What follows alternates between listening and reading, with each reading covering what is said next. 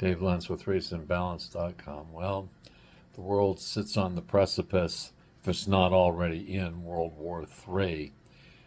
Trump has decided to bomb and has, in fact, apparently bombed 3 nuclear sites in Iran. This after I did the video that you're about to see. So basically the video you're about to see was done before that took place, but the points made in the video actually are still valid and appropriate. Let's be clear. What Trump did in bombing Iran is very probably against what the constitutional framers had in mind. Congress is supposed to have the power to declare war. This is not a situation where the United States has been attacked. This is a situation where the president has unilaterally undertaken an offensive operation, military operation, that arguably could very well start World War III, all without any debate or congressional approval.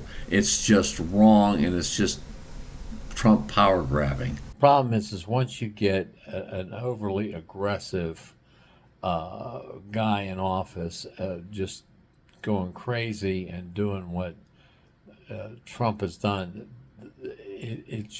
things just get so complicated that you can never sort things out. I mean, look at the situation, the hatred between Israel and its neighbors in the Middle East is very intense.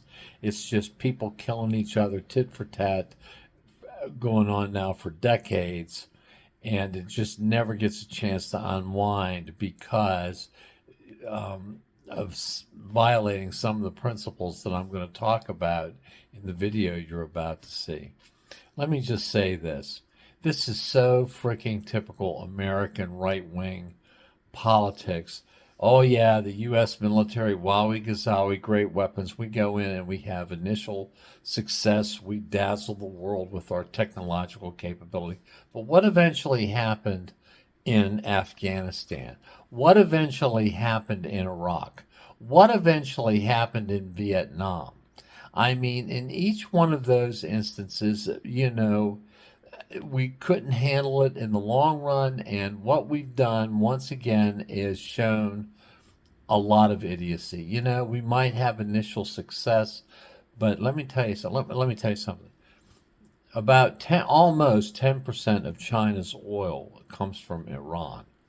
All of a sudden now, China is going to have think about supporting Iran, and this doesn't even take into account the significant connections and alliances between Putin and Russia and Iran as well. So there's a big Russian potential involvement in this. If it had time, but to figure out what the European dependence on Iranian oil is. But all of this is bound to have effect on the price of oil, even here in the United States, even though we don't import as much oil as we used to. It will elsewhere in the world, and it's going to have an effect, I'm sure, on supply chains. And those price increases in oil have got to flow through and affect everybody else in terms of the price of goods that we all pay at the checkout counter. I still maintain that Trump is basically, he is not going to leave office. He views this as it's just like the Los Angeles riots, just another reason for him to grab this country by the throat and assume total control over the government in a dictatorial fashion. He'll do this by using his favorite word, emergency. He'll say we've got an international war going on with Iran. We've got riots in Los Angeles. It's a national emergency. I've got to assume dictatorial power. And I'm sorry, but I can't help but to believe that was sort of a certain reason why he just decided, hey, I've got an opportunity here to declare an emergency and seize more power. I don't put that past Trump one bit.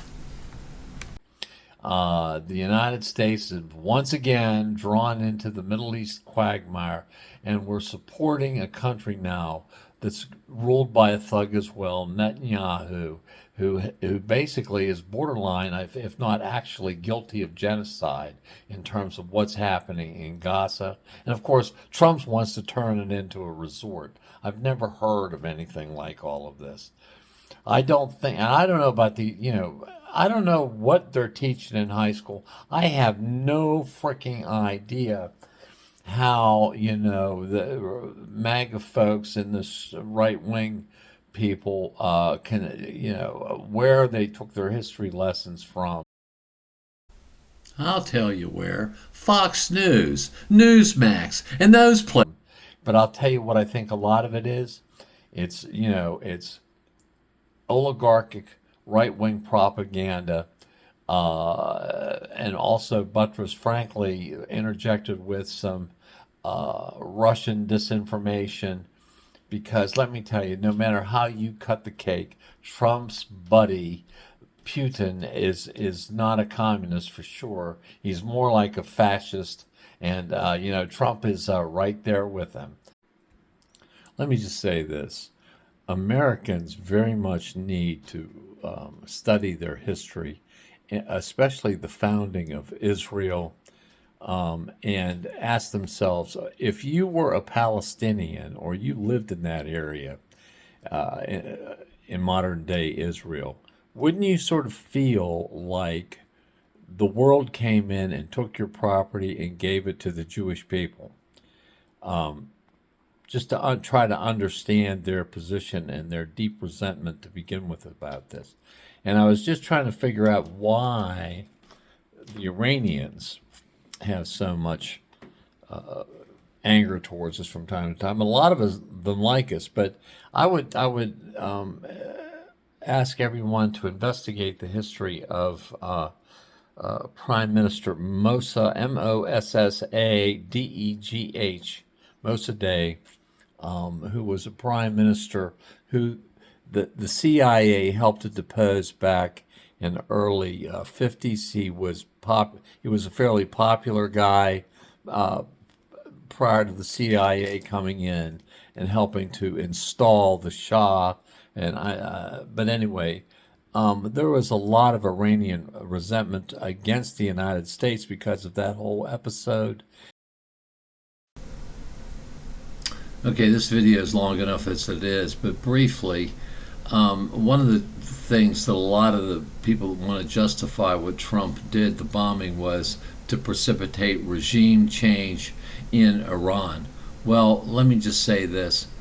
There was this earlier nuclear non-proliferation deal that was reached between several major countries and Iran back in 2015. Trump came into office and unilaterally rescinded U.S. involvement, and we said we're not going to abide by that agreement anymore.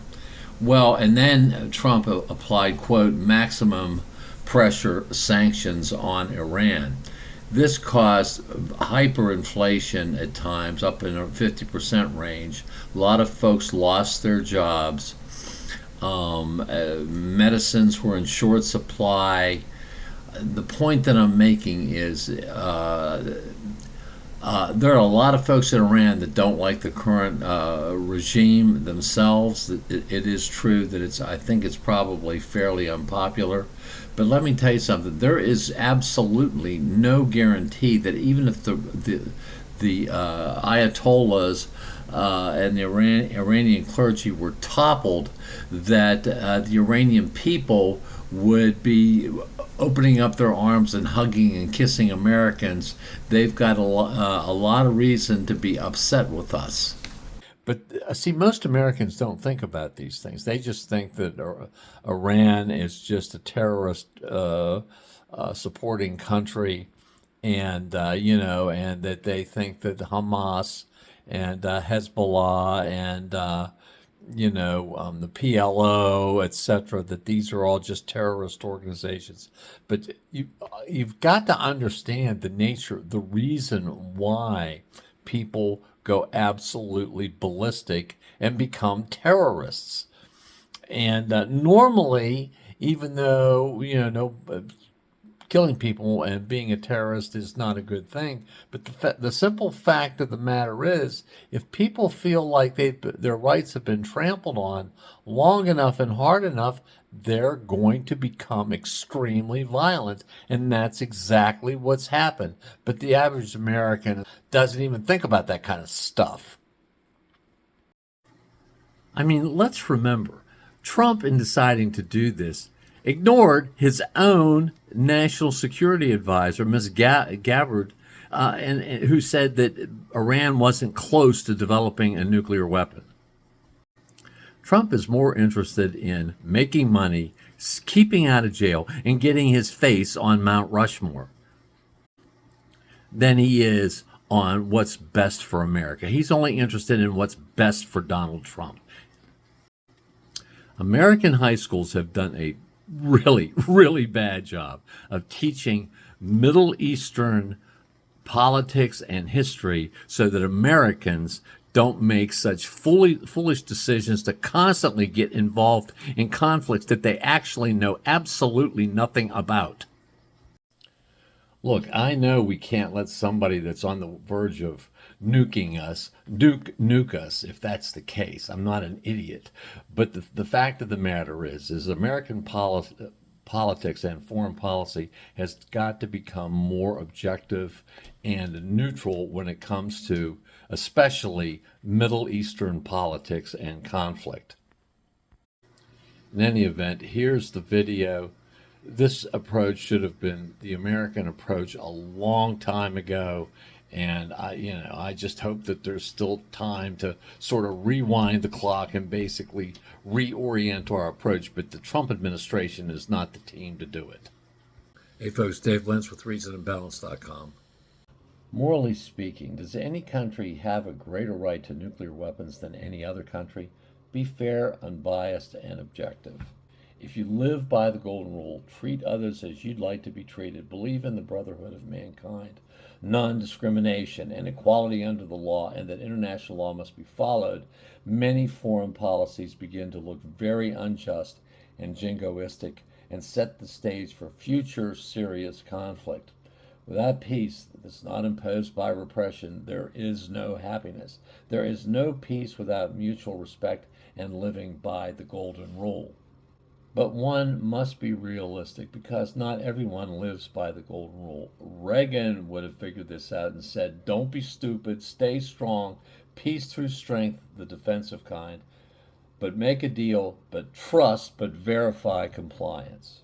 Next, should someone remain loyal, even if it's crystal clear that one's government is engaged in a continuous pattern of conduct that, one, supports the unlawful invasion of countries by other dictators, two, supports and enables widespread death, starvation, and human suffering, some say genocide, caused by other aggressor nations, three, and even appears to be willing to steal land from other countries, even if they are allies, four, who does not care about the rule of law or respect for others, five, other situations.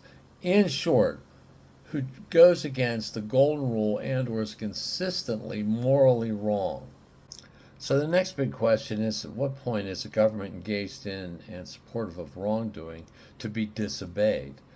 Those who put prime importance on and believe that one, might is right and or make the acquisition of power, wealth, or privilege a priority above all else, and or two, who believe that their race, religion, nationality, or even their country make them superior to others and or make them more entitled to govern and rule over others. In short, those who do not regularly respect the golden rule probably have little difficulty with these questions.